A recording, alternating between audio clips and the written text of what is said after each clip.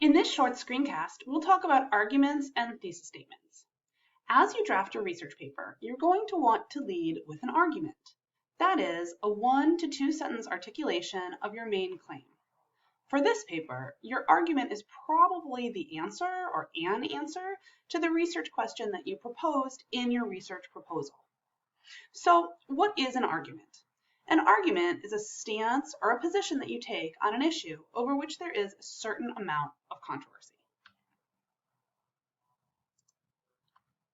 All arguments are opposable, which means that you can imagine someone arguing the opposite stance from the one that you're taking.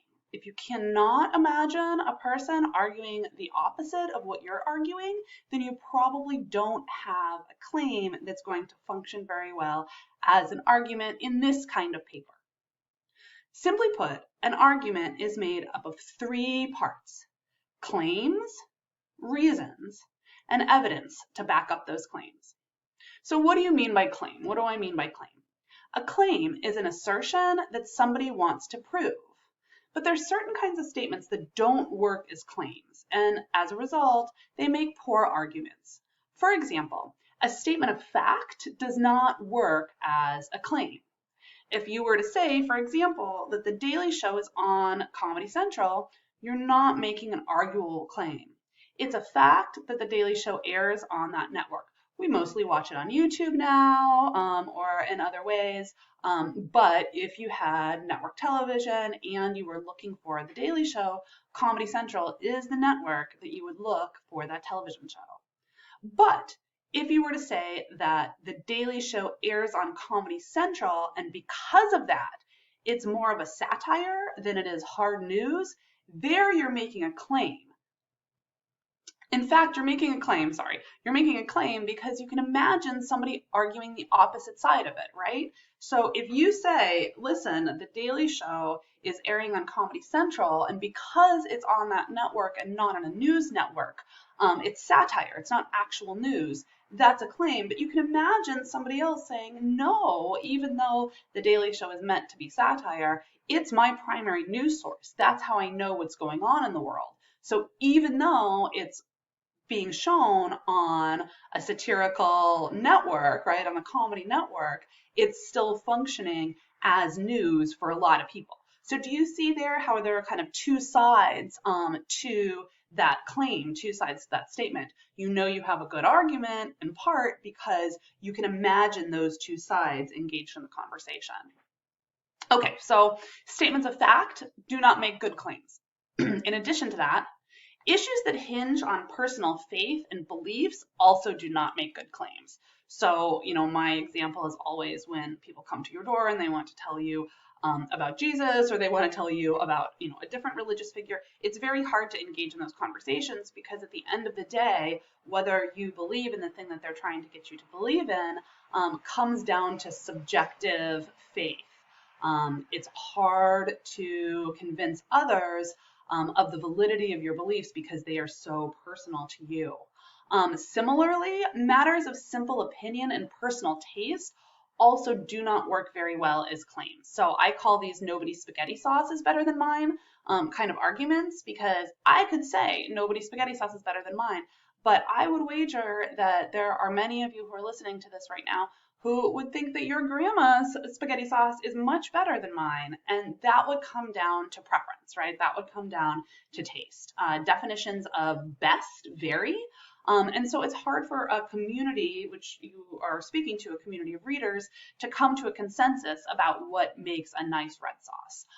So to say that mine is better isn't really an arguable claim because it's about personal taste or personal preference. However, if I were to say that homemade spaghetti sauce is better than store-bought sauce because it's a better value and it's healthier, I'd be taking a stance that I can support with good reasons and with evidence instead of with just personal beliefs. So all claims need to be supported with good reasons, and those are reasons that your audience is going to accept, that your audience is going to kind of go along with you as you're stating them. So writers often present reasons in statements beginning with the word because. So in the example that I just gave, my claim is that homemade spaghetti sauce is better than store-bought spaghetti sauce. Okay, well, why? Because it's a better value.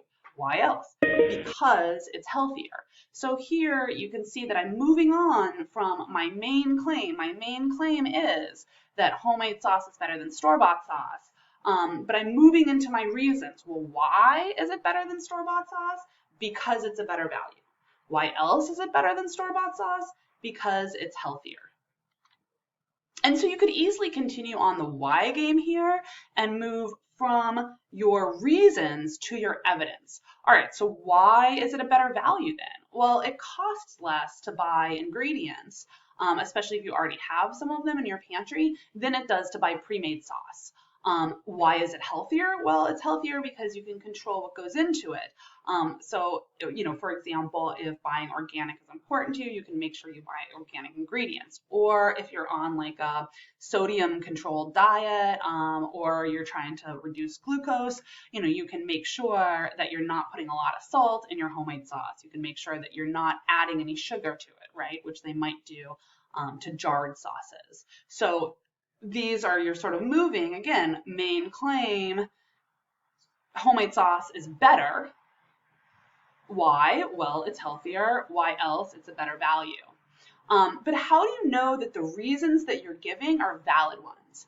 And you know because of evidence. So evidence can come from a variety of sources, but things like facts, statistics, example, testimonials from authority figures, anecdotes, case studies, visuals like actual photographs, but also graphs that depict data. Those are all very common kinds of evidence.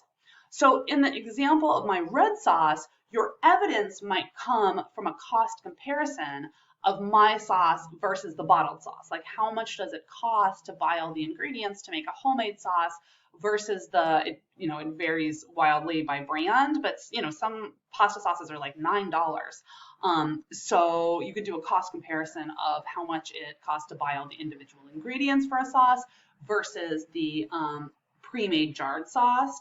And then similarly, you could do kind of a nutritional analysis, right? You could figure out what is actually healthier by looking at fat content, sodium content, and just the general nutritional values of bottled sauce versus my sauce.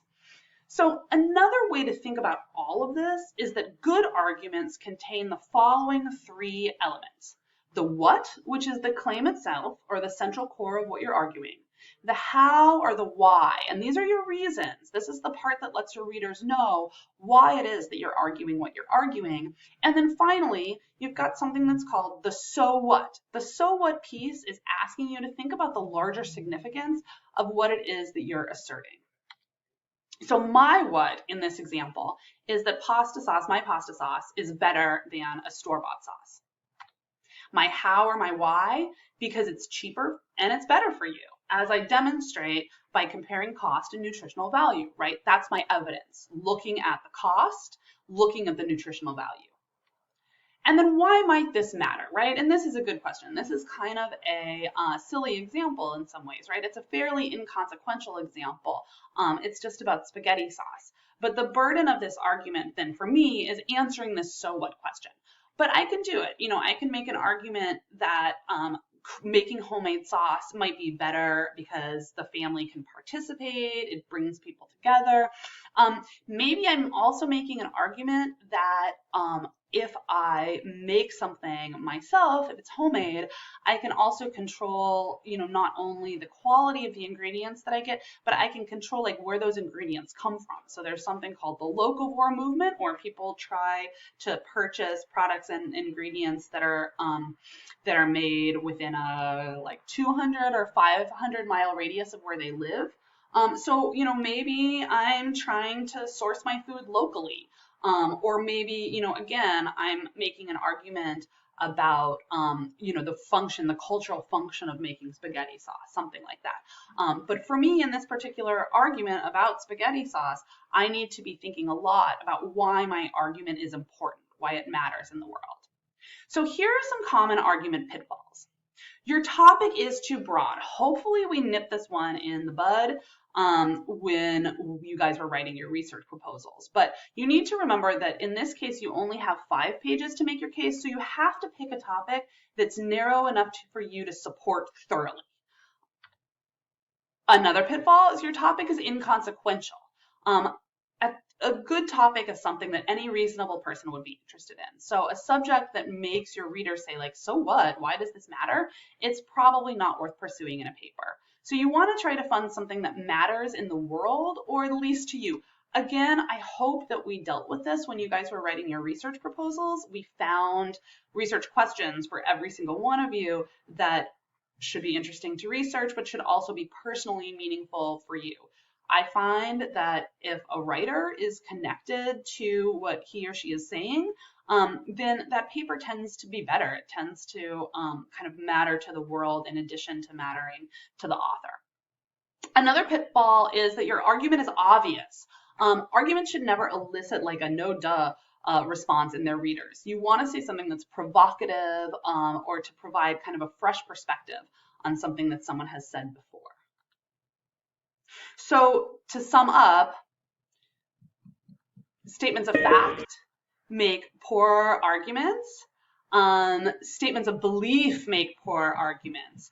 And ultimately, what you're wanting to do is you are wanting to create an argument that is made up of a main claim, some reasons to support that claim. Remember that reasons typically begin with the word because, and then evidence to back up those claims.